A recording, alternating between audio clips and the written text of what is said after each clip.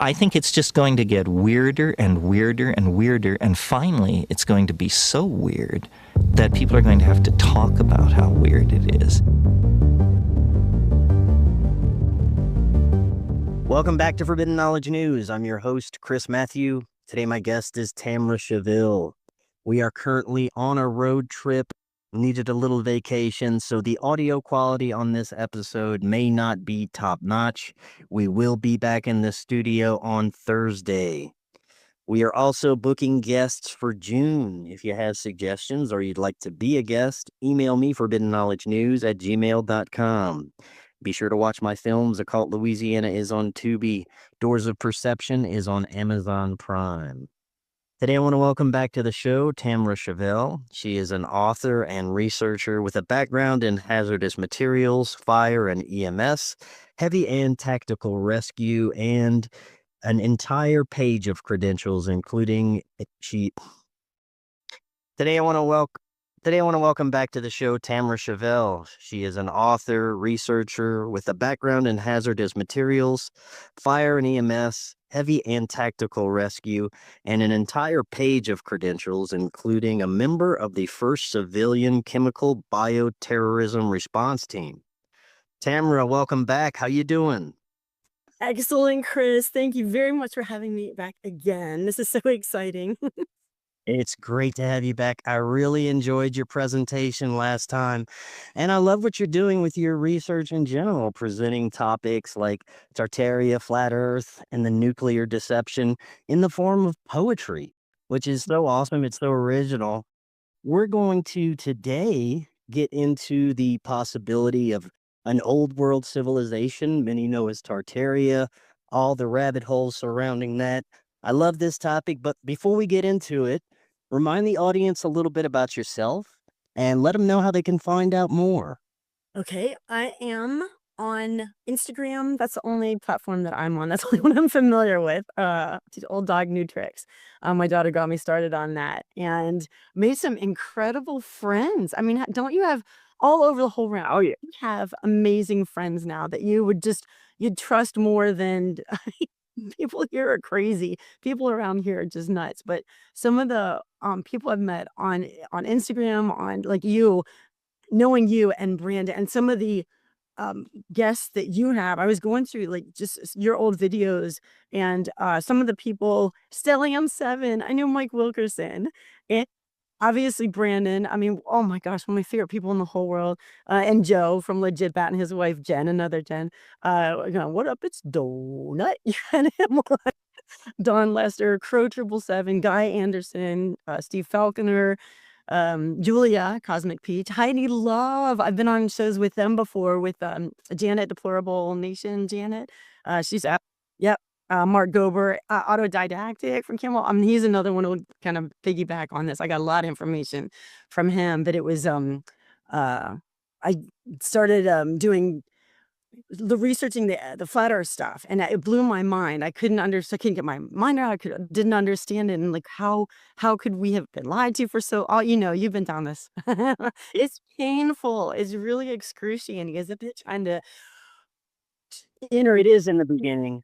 You have to find that path and that balance. And for me, it was finding a spiritual path in order to find that balance and navigate the information that was coming up. And you're right, it's a wonderful community that I would have never come across any of these people otherwise if I wouldn't have started diving into these rabbit holes. So amazing people and such great information coming out of this community. Isn't it? And I'm so grateful to people like you, like Brandon. I hear your voice every time they expand in reality when I hear his old videos. But the people like him, Catalyst Jones, I don't know if you know White Rabbit podcast, but people who really stick their neck out. I started with the Fall of the Cabal. Ugh, that was gross. Had a time with that. Our daughter got us into that, and it was just yeah, again, hard to process that people are really that gross and mean and disgusting and awful and horrible and yuck. And then a warrant on the what is it, the history of flat earth, lost history of flat earth. And that opened another, all the that'll get into this, like with the rose windows and all the churches that, the cathedral, and the um I don't know. So it's just So was it the cosmology in flat Earth that led to your old world research? everything else. Yes, that opened my world to everything else. It was Dave Weiss on a program. Oh, this is like 2020 or 2021, and I was started to gather the information. I had like a little book with my notes and trying to keep track of everything. I figured the easiest way would probably compile it. I think he did a contest, and he said if you can do something in about 10, 15, 30 seconds, compile one topic and put it in a little package and it could be presented. And I'm thinking, how would I do that? My grandfather used to do little poems when we were little, and he did for birthdays and Christmas, and it would be whatever a present was, but it would be in a poem. And so we'd figure out what it was through the poem. And it was just a fun, clever way of doing it. And I kept trying to get my parents to understand this. Like, it's so obvious. Once you see it, it's so, how can you not get this? This is so incredible. They still, I mean, 8 books later, they're like, oh, isn't that cute, Tam? Oh, that's so sweet. That's adorable. Another book. Oh, that's fine. We're gonna put on the shelf here and never look at it. Thank you. But I started doing poems because that maybe that would pique their interest. I thought it might be a fun, easy way for them to maybe grasp the concepts. And I use like the memes from Instagram because I was just learning it. And so I started doing the little poems. And then I had a friend who said, Discovering My Truth 888 on Instagram. He's awesome. And he said, oh, you got to put this in a book because other people might want to see this. And so I did the first book, and it was a little introduction. It's just a little baby one. And it had my friend who did this, Cosmic's Energy. I loved on Instagram. His pictures were just amazing. They were bright, they were shiny, they were colorful. And so I asked him, will you do the cover? And so now he's done the cover for all of my books. It's like a friend. Beautiful. Yeah. And yeah. Yeah. And so on the front he had a little Colin. He said, this is Colin, and one of his memes that he did. And so on the back, now I have Colin on on all of my books. Where is he? Where is he? There he is. And then now it's just kind of a funny little wink and a nod to each time I did it. I've got him on different places. So Colin just moves around. And then the one with with Sean, I think he's peeking out of the Yeah. so I just fun with it. And I just thought, another way to get this information out? What was a way that that would be interesting to me instead of just facts, facts, facts, and numbers and numbers. It's overwhelming, and I thought maybe I can present this in a different way. So that's how I started with that. And yes, at the time, Victoria actually did the quote on the back of my first Victoria Hibbler on the back of my first book. And so she and I became friends. I just reached out, took a chance, and said, would you mind? She was so supportive of my, when I just started out. And so back in 2022, I did the first book, and she did the quote. And so we've been friends. She's friends with my daughter. She's just like the neatest person in the world. And so obviously, I think, yeah, obviously, Sean Hibbler, you had him on before. So he was getting ready to put out his Old World Order movie. Yep. And I had been doing all this research on the old world, the Tartaria, and just kind of, things that just didn't quite make sense. And he was putting out at the same time. So I asked him if he would do the quote. So he did the quote on that book. And so that was from Sean. And it was so neat to kind of full circle from the first book to that was the fifth book. And it just was called Question Everything. And it just got to the point where it's like, what is going on here? Nothing that we were told, nothing that we were shown. I grew up, they were supposed to trust the doctors. My father, veterinarian, my grandfather, OBGYN, my uncle's a plastic surgeon, and you trust the doctors. You just had chance on. Yep. And I did that biotuning with him, and it was phenomenal. He started going through my body, and he's like remotely and saying, okay, about 14 years old, what was that? What was that? What was that? And it changed a whole perspective on a past incident, and I'm sleeping better. I'm doing those bio, and you had Steve Falconer, and then Brandon Thomas just recently was just doing the cell salts. And so we're doing the cell salts, and we're doing the bioplasma too. So Jen and I have to get started on these salts as well. We really want to do that. I think you'll be, yeah, well, it's a big difference. My husband's doing it with me, kicking and street. I am just dragging him through all this stuff. He's such a good sport. And he's like, what are we doing now? What is this? Why are we doing this? That was another question. Somebody asked, why are you doing this? My parents, like I said, still aren't getting it. They're not. I keep thinking, if you just read it, if you just look at it, if you just open your mind to it. And Brandon Thomas says, you can't explain butterfly theories, butterfly language to caterpillar minds.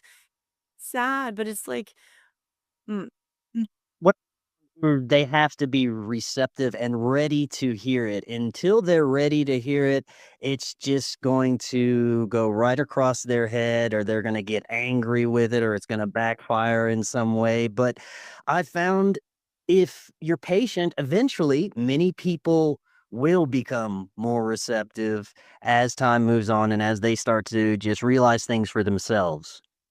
yeah.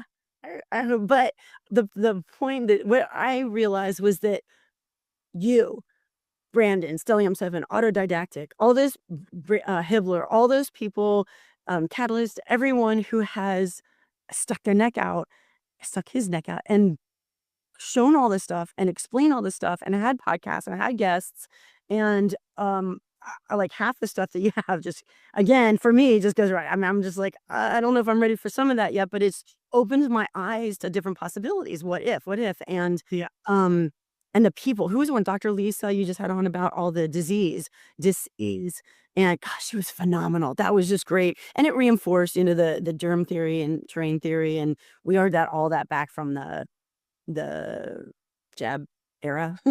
Yep. Yep. Yeah. So, but it was just neat, her point of view. So the people that you're having, and if you hadn't had her on, and if you hadn't had all these other people, phenomenal people on, the cult conspiracy, yeah, yeah, just all these people, then maybe I wouldn't have been exposed to it. So I'm grateful to you for what you do, how you do it, and with whom you do it. And then I guess I don't think of it as much sticking my neck out, because I'm just doing it fun in cartoons. So it's kind of like, No, I love what you're doing. You're presenting it in a way that's easily digestible for people, especially in a way that provides some levity, because that's what people need. They need, a little bit of lightness with some of these topics, because they can get pretty heavy. Speaking of heavy topics, you have a presentation that you have for us today. I'm really looking forward to getting into this. Where do you want to start there? let's see, do this one, and I'll just do a full screen if that's okay. And just, these were some of the, whoopsie. Let me do some, can you see that? I can, yes. Okay. Mudfloods. Mudfloods. Okay. So that was one of the things that started coming up was all the buried buildings. Even in our own little town, little teeny tiny town, really tiny town. It takes us about a half an hour, 25 minutes to get there. And then it's a little town, the post office. I think there are 5 blocks. There's 1st through 5th Street. So it's a little. And when you walk through the town, these windows are below ground, and then they've got these grates and these spaces. Who would build a window? For those that aren't familiar with this concept, it's basically the idea that we had a much more advanced and harmonious civilization at some point, that the ruling class decided they wanted to take out to start their new world order, and they may have intentionally caused cataclysms, mud floods that buried buildings and destroyed huge swaths of the population. But there are also different theories as to what caused that. Was it intentional? Was it some sort of natural cataclysm? Absolutely. And that's where I deal, like, with the nuclear stuff. I deal with the more scientific, what can I prove? What can I show? This is going back to the flat earth stuff, but the ISS, people are like, oh yeah, I can see the ISS going across. And it's like, okay, if you look at it logically, if you look at a football field, a big jumbo jet takes up the size of about a football field, 100 yards. And you've got the ISS is about the same size, about. And then a plane, that jet, we can see about maybe 5 to 7 miles up in the sky. That's about as far. And you can't really, at that point, you're starting to not be able to make out the engines. It's kind of, you get a little silhouette across the sky. So the ISS, the same size, about, with no external lights. Supposedly we're seeing, so from 5 to 7 miles, 250 miles above. And it's like, well, so that's where my brain starts thinking, okay, that's, so the logic I think comes into it. So for me, it's kind of the logic. Why would you build a building with the windows, doors below ground level? That doesn't make it, and then stories, I mean, levels below. I mean, just why would you? And then the whole thing with the liquefaction and stuff and how it happened. I don't know. That's the other, others. And I have a whole page about some of the different Instagram and YouTube pages, anything else, and YouTube channels that help me find this. I gave them all credit because obviously it's just too much to learn. And there's autodidactic there. These are his pictures. And but some of when you look at the construction below ground, that was just, for me, it raised some ideas. The pneumatic subway system, was it already in place before? Are we What were some of the structures that you cited like the post, or like some of the that were buried, or like the Capitol that were buried underground? Yeah. Like there was one with the Capitol. This is getting into yeah, some of these, how beautiful these are. But then there's one with the Capitol, that is, oh, I'm kind of jumping through it. I can it's kind of jumping around, but this was John Levi, who was showing that how many of our capitals have, I think all but 11 have domes. That's not getting into the underneath. Oh, there's so much. But there's one with the capital state, the Washington D.C. Capitol, that's buried partly under. Oh no! All right. You mentioned these subway systems that looked a bit advanced to have been in place during that time. Yes, the pneumatic system, they said, was, and railroad tracks. They said that it looked like people were, when you see the pictures, it looks like they're separating the ground and pushing it up on the edges. Because why would you lay railroad tracks and have dirt on the side? So you've got all these pictures where it looks like they were uncovering the railroad tracks. So that's bizarre. And just some of those things that were exposed or shown kind of twist 180 degrees. Instead of laying the tracks, maybe they were exposing tracks that were already there. So Right. interesting. Yeah. And the buildings, there were Casey and JoJo from Tartarian Truthers. They're in Australia, and they exposed so much. They were amazing going to all the buildings. So if Australia was supposed to be that penal colony where they put all the bad guys and all the criminals, and they sent them to this remote, huge, massive island, big land, and then all of a sudden they came up with these beautiful, massive structures that match other structures, or around the a lot of the Greco-Roman thing, a lot of these massive, huge buildings, but they're libraries and their courthouses and their post offices and city hall. But why would you build these beautiful, massive structures? For you have the little Pony Express, and then but you need this big building to sort mail or something. I don't know. So these are the things that just made me laugh. Do you have any thoughts on the time period that this civilization may have been thriving? I don't know. People say it's relatively recently. They've got these pictures of these gorgeous buildings, intricate, detailed, massive, gorgeous structures. Some of them, they're saying it's like the 3D print accuracy to these. The detailing, the ornamentation, the Cathedrals. yes. And the thing that's funny is they seem like they always have 2 spires and they have 3 arches. So I started looking, and the rose window, and I started looking at all these old churches, cathedrals, and the similarities are just mind-boggling from all over. What would you just ask something about the? I just mentioned the cathedrals and the style of architecture, also that they may have had healing properties because of the frequencies that they were using in there. Yes, here's Casey and JoJo from Tartarian Truthers. Yeah. And that what's funny is, and Victoria brought this up, Hibbler, she said that they didn't have bathrooms, which is weird. And then, so that seems more like, how would, I was thinking about like in the Northeast and how cold and all the Puritans and all this stuff when they came. And then they got these gorgeous churches, but no restroom and no heat. There were no fireplaces in these. So I wonder if some of them were like batteries, or I wonder if some of those tall things could have been. I've got another thing later for about the airships, if they were landing posts, connection spots for the airships to dock, like the Empire State Building or their, whatever. They need like those. And this is where, yeah, Tooth by Basia, she's the one who woke up our daughter way back in this like 2020, 2021. She started questioning this and flat earth and everything. And so my daughter was the one, and I was like, gravity, silly girl. But she, it took a while. And like you said, I guess when you're not ready, I feel so bad because she was trying, but until I was ready. And then now when you think about the clouds, I looked it up. This is me, the science mind, trying to logically negotiate through this, that if the clouds are like 1,000,000 pounds, the normal cumulus cloud, cumulonimbus, if they could be 10 million tons, boom, boom. I mean, how that, so I looked it up and I'm like, okay, what can I relate to that? Maybe like, the USS Ronald Reagan is the Nimitz class battleship carrier group, whatever. And that is about, what do they say? Like, 100,000 tons, not 10 million, 100,000 tons. So how would something that big, an aircraft carrier, how would that float in the sky like all these clouds?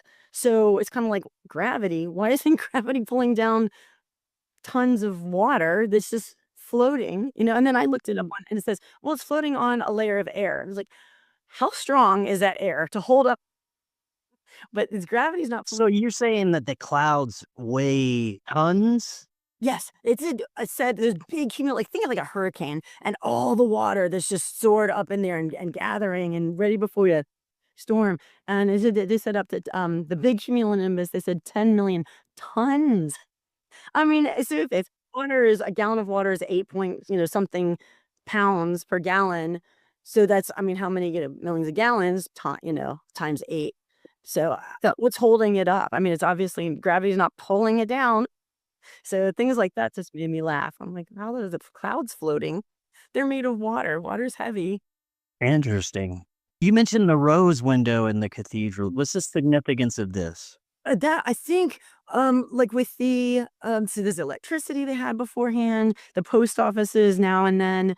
I have a thing about the rose windows, and it's just the World's Fairs, how much they build up these massive 1,000,000 square foot beautiful expose buildings. And then they said that, oh, we have to tear them down. It's like, okay, well, were they already there maybe? And then I guess people have asked AI, how long would it take to build something? And it's like with the horses, with the mud, with feeding the horses, with moving marble, like the Capitol. How long would that take? How would they get that up? Where's the, they didn't have the scaffolding or cranes or anything to lift all that marble up so beautifully, so perfectly, heavy. Just, it blows my mind, all these things. But yes, the rose windows. Oh, I know, I'm jumping. Yeah, here, like the cathedrals. What if it's in a cathedral? What if it's like a battery? What if it's storing energy, like you said, or a healing center? And they said that each of those rose windows have a different signature. So it is supposed to be the cymatics. You see, I know you know this, but the guy who, when you put sand and you just move it a certain vibration, it makes these beautiful things. Yeah. And they said each one is different for all these different cathedrals. And there it is. See, I don't know if you can see, but in the middle is the rose window. They've got the 3 arches, and then they've got the 2 spires. And if they said it's like a battery, like a cathedral. And so if it was a healing, and the bells, they got rid of the bells. Yes. Yeah. And those may. So that's another thing that may have had healing properties bells across the world were destroyed for some reason. They all have cracks in them. They are no longer able to provide their original tone that they were built with. Why would they have been destroyed? Right. And what's the biggest anomaly about the Liberty Bell is the crack, right? So I mean, it's just like, wow, why would they ruin that? That's so sad. So and they collected them. They said, oh, we're melting it down for ammunition or something like that. And it's like there just has to be a different, reason or whatever. Yeah, but maybe the healing frequencies from the cymatics, from the music, the organs. I think Brandon went through that with you about the soul salts and how the different, like your organs in the church, you had the church on one side and the body on the other. And then when you got to organs, maybe it was the organs, the organs, and it when the cymatic showing the rose windows and stuff. So I think that's maybe the sound that was amplified, like an amplified. Doesn't it look like a speaker? Yes, it does. What I was just thinking. Maybe it was just sending out the vibrations of frequencies, and like you said, maybe healing and happy and good. And the guy did there was someone who did the um, like an experiment, just being really angry with water. I hate you, and had real jagged edges. And he said, "Oh, I love you," and had like little soft, oh, So it's just that you can. That's to me the science part that I like is that you can prove it, you can see it, you can see the difference. Yeah, and then the fear-based of everything is, oh no, the Hindenburg, oh the humanity, and how that was.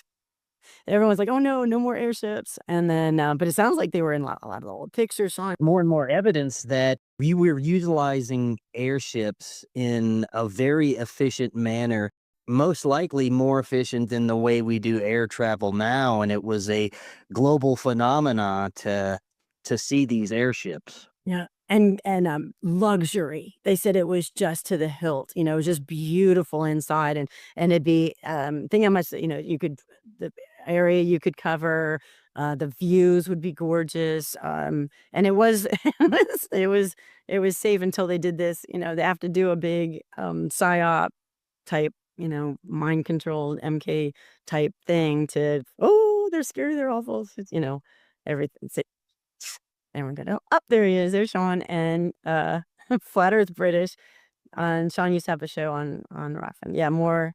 This is my business partner, Richard Lopez, and he covered so many things. His stuff is on Odyssey now, is all taken off of YouTube, but he did so much. He was one of the OGs way back. Oh my gosh, way back. Like in 2015, 16, they'd go and they'd talk to people on the street and they'd interview them and stuff. So, just amazing the amount of information. And he has Stellium 7 with his giant trees and with his biogeology of the stuff that Do you think the giant trees were existing around the same time as some of these other advanced cultures? Yeah, I don't know. And they said that it would put out so much more oxygen. So people were bigger and were healthier and instead of our little saplings now that we have everywhere. See, I wonder if those can be attributed with something much more ancient, previous civilizations that maybe coincided with giant humans. It's difficult to have a timeline of our real history because it's all been jacked with so much. We have no idea any kind of efficient timeline to follow. Yeah, absolutely. I agree. I have no idea. And then, the doorways. Who would build? Why would you waste time, money, energy, effort to make these massive doors that look how tiny I don't know if you can see, but the people are just little itty bitty. Some of them can't reach the doorknob. That is interesting. It's like, oh, come on. Who would spend, they're like, oh, we were poor and then we were poor in this country and then we were poor in all the other countries and all the wars and all the fighting and all that. And it's like, but we had time to build all this. And I mean, the technology now, people wouldn't spend the time and money now. We've got all these square buildings, and everything's. They said you don't really see that in nature. All the Right. stuff. And these are like you're seeing some of the other artifacts that have been found that just funny giants. Yeah, the people, Starfords. That was kind of fun. And here, the bells. So that was just kind of sad when you see them all collected and destroyed, and is there an ulterior motive? It's just awful. And then How deep down the Cabbage Patch Kid orphan train rabbit hole did you go? That's the guy Heidi Love. I love her. Guy Anderson. I have his books. Yeah. He's just the way they explain it is makes me just wonder the incubators that goes back to the fairs. Why were they giving away or selling children, these incubator babies and those postcards with all the Cabbage Patch Kids and where did those children come from? Where were they? Were they tested? Are they NPC? Are they I don't are they real? Are they alive? Are they were they just to fill the like Well, that's such an interesting theory that they were using and they were producing clones to repopulate the earth. The future generations of the clones, the offspring, may be, in a sense, NPCs. They may not have that divine spark or connection, which is an interesting theory. Again, no way to prove any of this stuff, but like you said, Guy's done some great work into that too. yes, amazing. Yep. And then Meltology. Just yeah, and then Sean. Yeah, see, these are some of the autodidacting, him. Yeah, John Levi, Flat Earth British, Mine Unveiled. These are just some of the Philip Druzhinin. He did a lot on that. Spartan Red. He's hilarious. They do these videos. They're so dirty, but they do all the little memes in the middle of their broadcast. They had all this Mudflood stuff and everything, and then they just cut into these memes and just hilarious. I mean, just the people. The different personalities that come out in this.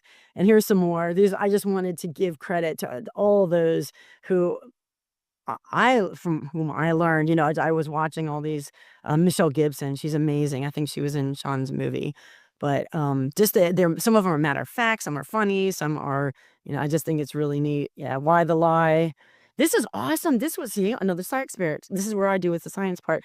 There was a guy who said, fill up a glass with water and then put ice on the top. So it's overflowing. So it's on top. So people said, oh yeah, like the icebergs. And when they melt, it's going to flood everything. When was it by 20 something? By 2010, everything was supposed to be flooded and the whole East Coast was supposed to be underwater. Blah, blah. And so he did an experiment so quick and easy. When the ice melted, it had already, the air in the ice had already displaced the water. So when it melted, it was even. And it's like, well, there's not going to be climate change and flooding shores and everything like that. That's silly. But when you see the science, when I watch it and go, well, that's ridiculous. That's so dumb. Well, it went from global warming to climate change. Now they're talking about a possible mini ice age after another to keep us in fear of Mother Nature in some way. Yeah, the ozone layer. I mean, that was supposed to go the acid rain for a while, and yeah, that was just there were always something. Y2K, that was a big. I'm dating myself, but I mean that was like a huge deal. Everyone thought the computers wouldn't be able to switch over to the 00 from the 1999. It was like, and it was a true panic. It was really frightening, like the nuke stuff. I mean, it was ingrained that it was. Now looking back, it seems silly, but at the time. Nobody knew it was going to happen on January 1st at 12:01, and it was just silly. But Mentioned something about post offices. You break over a slide. What's the significance of the post offices during that time? let me see. Okay. So that is my next deep dive. How do I stop this? Oops, there we go. Okay. So with Brandon Thomas, he's got his publishing company, Rediginal Publishing, and his suggestion, he said, if you really know a subject, the way to test it is to try and do a children's book, try and compile, compress it, simplify it. And so that's been my challenge. So I'm trying to put my books into smaller books. And let's see, I'm gonna just do one real quick. Like like the calendars, something like this where the dates don't match up. September means 7, but it's the ninth month. Ninth. October means octopus, octogram, octogenarian is 8. November's 9. December, decimal, decade, it's 10, but it's the 12th month. So those things are kind of silly.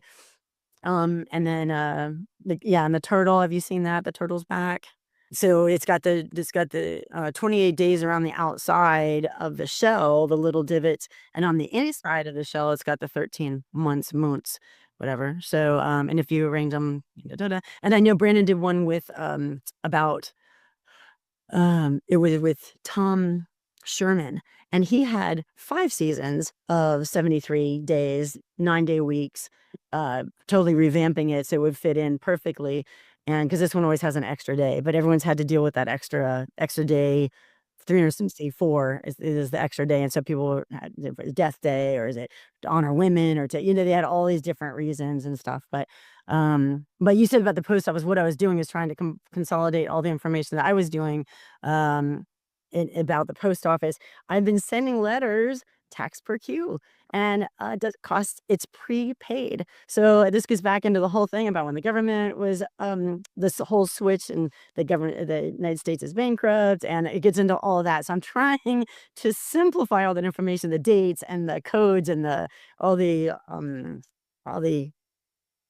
different things that the laws that they passed, whatever, the things that they changed. No, I'm not really following. What is this relevance with the post office? So there is an original constitutional United States post office department, and that was before the Constitution. That was originally Benjamin Franklin set it up to send secret communication between the colonists. And supposedly, okay, this is getting, you gotta build it on something. So that's why I'm building it on. So then in there are like all the things with in 33 they took us off the 71. Nixon took us off the gold standard. Back in 33 they switched everything. It was a bankrupt company. All the I got all the stuff, all the like the Federal Reserve, like when all that came in, all that. Okay, so that's that rabbit hole is going into that, where when they started in 1971, they did a United States Postal Service, USPS.com. If you look it up online, it's not a government agency. It's a private for-profit. The employees are not government employees. They're not part of the government. So it's like, I was like, oh, wow. So the original post office department, constitutional, is the USPS.com, USPS Postal Service is responsible, obligated to honor the original payments from the constitutional post office. So when you go inside a post office, there's a little window, there's a little slot. That's the actual post office. That's a constitutional post office. When the little blue postal the little things outside that you pull the thing down and you stick, or you go to the counter, that's the USPS, US Postal Service.com. And I always think that because it's not government, it's not sanctioned, it's its own private entity. They're to make money. When you use the 2-letter abbreviation and you use a zip code, they came up with a zip code, the jurisdictions, you're back into the United States, District of Columbia jurisdiction, and then you have to pay to use those. So that's what the stamp is for. So if the United States, and there are all these codes, US 30, I could look it up, but this says the United States. It actually states the United States is in the United States Corporation is within the 10 square miles of the District of Columbia. So if you're sending something within the United States, or all of the state of Virginia, state of Pennsylvania, state of wherever, that is of something. It means it belongs to something else. The Commonwealth of Virginia state, that is on the land. That is not maritime, admiralty law. It's none of that stuff. It's actual constitutional, original, intentional founding father land that we, as living, breathing men and women, that we are man and woman, so that we are not beholden to the code standards and all that, the garbage that this fictional United States actually, all those rules. And Right. just, it's like the corporation. So it's like Taco Bell or Walmart. So I've given up my voter registration. I've got my MCO, my manufacturer certificate of origin for my vehicle. I don't have a certificate because certificate is a copy of the title. I actually have the original manufacturer certificate of origin of my vehicle, so my car. So there are a lot of, this is what it's just another rabbit hole. It's another, but this is like going with the facts and going with the. But it's basically starting the process of becoming as sovereign as possible and exiting the corporation and removing yourself as a part of that corporation of the United States, right? Thank you very much. That was a lot more succinct than me all over the place. Yes, yes, yes, exactly. So yeah, you've unknowingly, unwittingly been coerced to contract in. Everything's a contract, and we've got remedy and recourse, so we can get out of this. And like I said, I gave up my sent back my voter thing. I just canceled my voter registration because I don't care what the president of Taco Bell or Walmart or anybody has to say. It doesn't affect me. If they have a standard for dress code, doesn't affect me. You know, if they're saying, oh, the speed limit is 55, it's like, yeah, doesn't affect me. I'm not part of your game. It's like if a French, I keep thinking of it as costumes. If a police officer, policy officer, a road pirate, if they come and pull you over, it's some man in a costume. If we're all created equal, the Declaration of Independence, this guy in a costume pulls me over under threat, duress, and coercion and saying, you know, I'm doing something.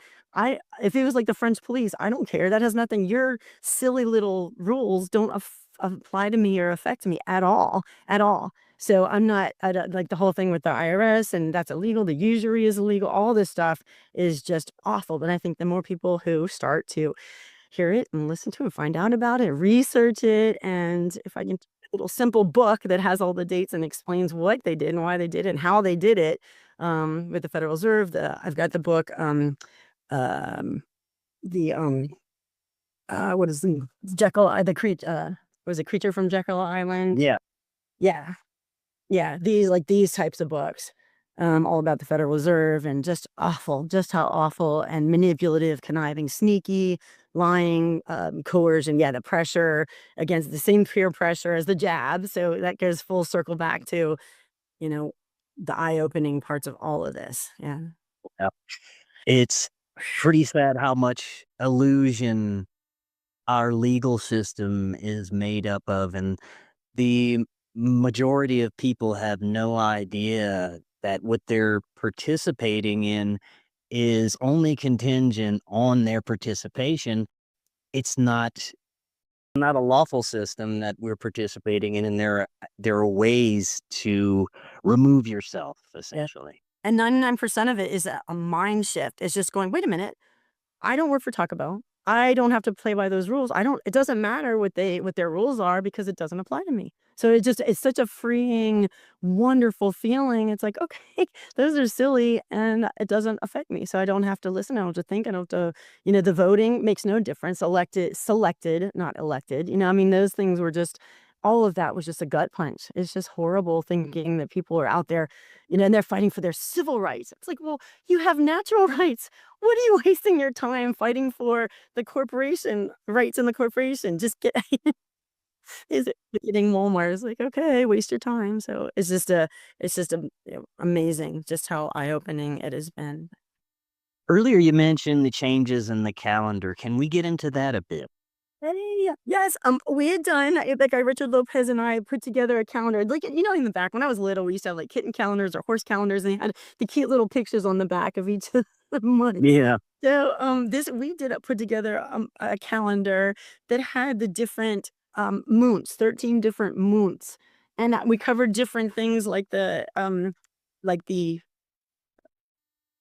um like the things that we just covered. So we went over like the big doors, the giants. So what's the fundamental problems with our current calendar? What did they do to alter it? Okay, it starts in the middle of the week. The month starts like on a Tuesday, sometimes on Wednesday, sometimes. It's like if someone was laughing and saying it's like starting the day at 5:15 on one day and then starting it at 2 in the morning the next day. It's like it doesn't be that's confusing. Starting in January in the middle of winter, when it should start probably in the spring when things are growing and new life and a new beginning instead of the dead of winter. April Fool's Day, the April 1st, and they're like laughing. It's like, haha, they changed the Gregorian calendar to just completely strip the rhythms, with the moon, the 13 cycles of the moon, women, the 28 days. There are like a lot of synchronicities with that 13 months. And if it started every month start on Monday. If every it would be so easy. Think about like businesses. If you're trying to come up with your projection for February as compared to August, you've got 28 days, you've got 31 days, where the weekends fall in there. Some have extra, where you can't like paying rent. You're paying the same amount of rent for 28 days in February. You're not getting anything more. You're not getting a discount. But in August, you're paying for 31 days. So it's like, Right. that's not fair. And then like your bills and utilities, stuff like that. And some people say you're getting paid differently, whatever, in the 2-week, pay period. Yeah. If you're getting paid by month, you're not getting a full paycheck in February. So a lot of different thoughts that. Do you think the new calendar coincided with the reset of the old world? Yeah, I don't know. Yeah, I don't know. I think it gets everybody off their system. And that daylight savings time, they said there are more suicides that next day or something, that Monday after the time change than, statistically and stuff. So, I don't know, and why I don't know, but it just gets everybody off kilter. Yeah, I don't know specifics, but I just see that, and all the other cultures who used to, and you can name mostly all of them, all the different cultures from before seem to have some type of a 13-month calendar. And with the shell of the turtle, that was an easy way to track it. How bizarre and interesting, for something like that. So, it got me excited thinking. So we just got our second one ready. This was our first calendar, so we're just finishing the second calendar to come out. And this one covers completely different things. And I'll just a little sneak preview, like radium, the heat, the heated floors they used to have, and medicine and all that. So the last one, I didn't have this ready on the computer, but this one is just all of these silly, ridiculous fake CGI things. So it's got, Easter Bunny, Santa, Tooth Fairy, all that. Questions DNA even. You can't see it. Atoms. Can you see atoms? The solar system. Can you see it? The moon. How can they not see flags on the moon, but you can see gazillion light years into space? So and in the center of the earth, they said, oh yeah, it's this as hot as the surface of the sun or something, the core, but they haven't dug any further than 7.9 miles into the surface of the earth. So how would you possibly, oh well, we tested, we just, every time they were wrong. They thought they're gonna hit water, they hit, this crazy hard stuff, and then they thought, oh, we're gonna hit this, quartz or whatever, and it'd be water. They were just wrong the whole way, just to 8 miles, and nobody, the Kola borehole in Russia is the farthest they've ever dug. That's it. So there's nothing deeper. So how would they know the center of, Mars? Now, I'm curious, being recently awakened to some of this information, what are your thoughts on the bigger picture of what we're experiencing right now? Something that we're in the middle of another reset, that they are erasing information, they are changing information so that the next generation will have no idea what the truth of their history was 10 short years, 5 short years before that. And many believe that we're in the middle of that, and there may be some kind of engineered cataclysm in the near future to perpetuate that. Yeah, there are two things. One, like you said, the airships. When you were saying that before, that they were prevalent. They were in all these pictures. They were just gorgeous, and it was a luxury way of transportation. It was just they used it for battle. They used them all these things. So, I mean, how long is that? That's only what from the 30s, 40s, possibly 50s.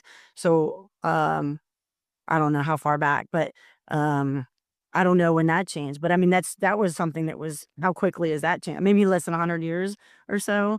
So, that's changed. And then for the future stuff, for me, I'm less fearful and afraid now with that nuclear weapons deep dive, is because when I understood the science and the physics behind it, it's impossible. There's zero chance to get the number of generations of the chain reactions and it doesn't even put out that much heat. I mean, it's just like the whole thing is stupid and silly. And if you can't have fission, you can't have fusion. So you can't have those big hydrogen bombs. You have big bombs, but you can't, it's not the way they're explaining it. So yes, the big bombs would be scary and bad, but not the way they portrayed it. So I don't know I'm not as concerned or scared or nervous at all anymore, because the more I learned, the less fearful. We did this before. My background was chemical and biological warfare agents and training emergency responders.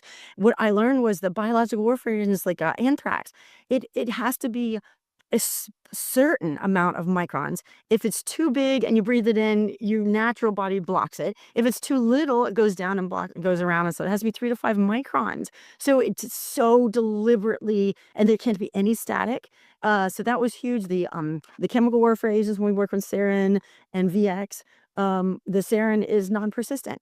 So we'd see this liquid, would test it, and then it would, in 15 minutes, it's gone. You go back, test the same area, no readings. So all these things that were so scary. I don't know if you remember the Tokyo nerve agent attack, but that was like all these psychosomatic, went to the hospital, go, oh no, this a nerve gas. I hate that word. It's not a gas, it's a liquid. So that type of thing, that is like, the more I learned about these things, the less scary any of it has been. This is something I'm still continuously shocked by, is the level of theater we're subjected to about everything that keeps us in line, everything that has a fear factor to it. Yes. It's amplified and it's falsified, and it is made to be the invisible boogeyman to keep us in line and to keep us perpetually in need of the government, of Big Daddy government's protection.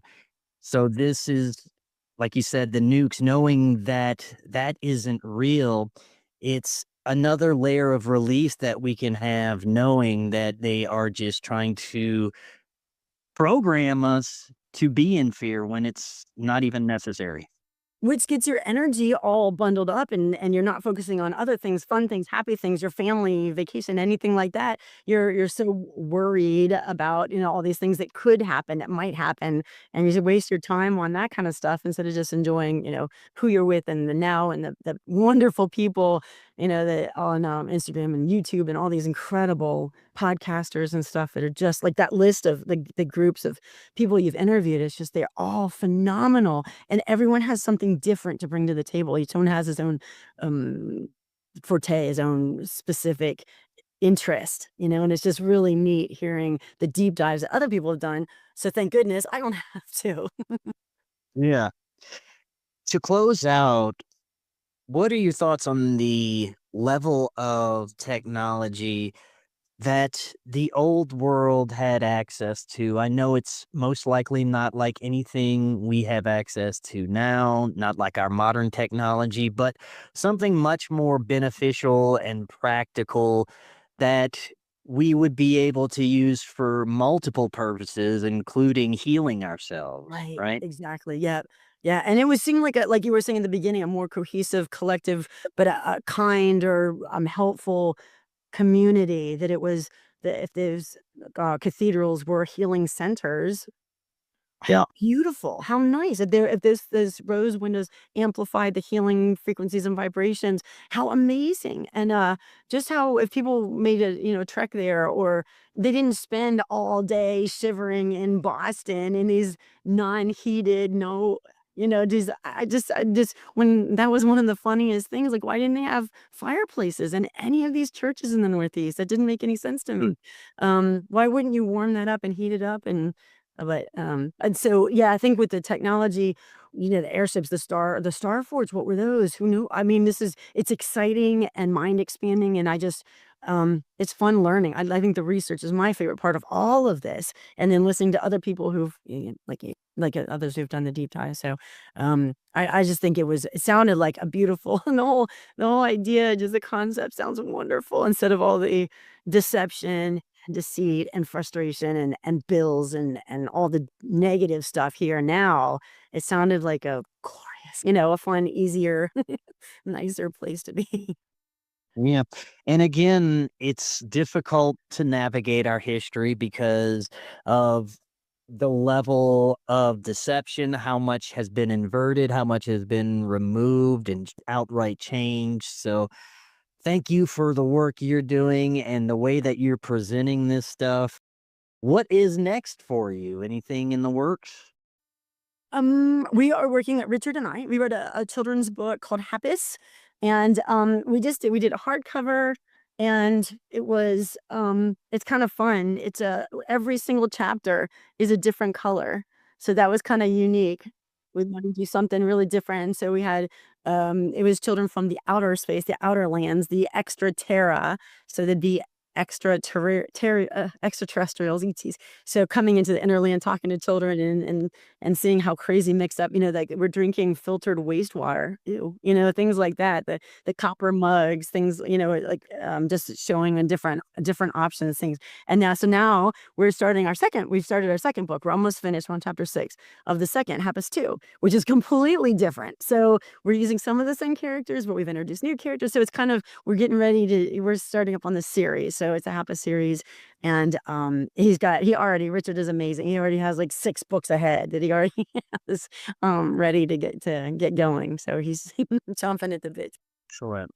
That's awesome. Like I said, I love the way you're doing this. Before I let you go, what is the best way for everyone to get a hold of those books and find out more about you? The books are on Amazon. My last name is Sheville, Sheville. So all the books that's the easiest way. And then I'm on Instagram. I haven't been doing the poems as much. Kind of pulled in different directions and just enjoying the ride, enjoying the journey. And then we have a charismatic, KERESMIC, charismictruthstore.com. We have a little Shopify store, and it has everything that we like. Like it has copper mugs, and there's a little thing from Happus, from the book. We got books, and we have copper mugs and hats and things that I would wear. We got like mouse pads and everything. So it's just kind of fun, and I bought everything. So it's like, what do we want? What would we like? So we just made a fun little store, and that's the books are there. Victoria Hibbler's books are there. I kind of just worked with her, so for some of those, and so we got it on Amazon. It's on that website, and those are all children's books and just amazing. She's a great author. And if people go to the charismictruthstore.com and they use FKN 10, then for the discount code, 10% off the entire order. So I'm learning I did a marketing, but I just want anyone who's watching you. And then you'll get the money back for anything.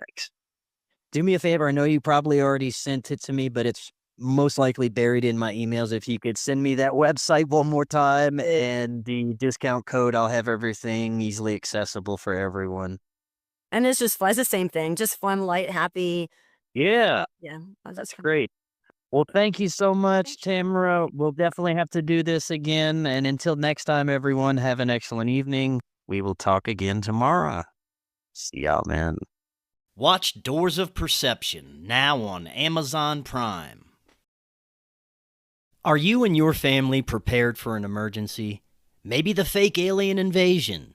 Now is the time to prepare yourself and your family for any event. Check out Prep Starts Now.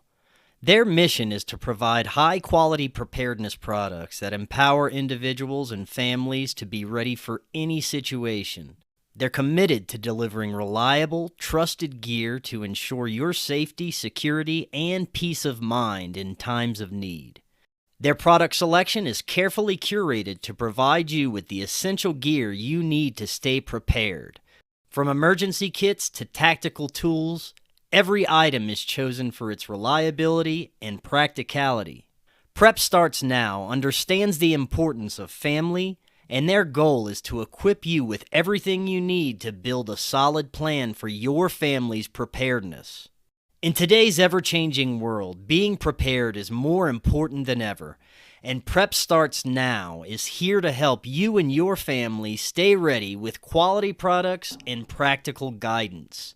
Use the link in the description and get 15% off your order.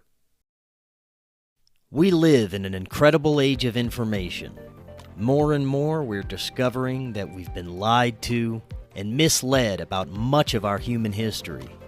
Cory Hughes is providing profound revelations about World War I, World War II, the JFK assassination, Martin Luther King's assassination, and much, much more on his new Substack, Bloody History.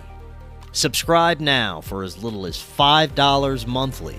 Just click that link right in the description to get started now and learn about our true history.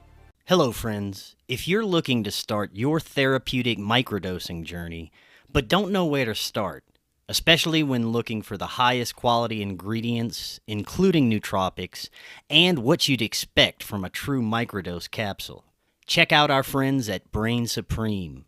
They offer the absolute highest quality ingredients so you can start your microdosing journey, knowing that you're getting top-notch ingredients. To find out more, visit their website using that link right in the description, and you can get 15% off your entire order.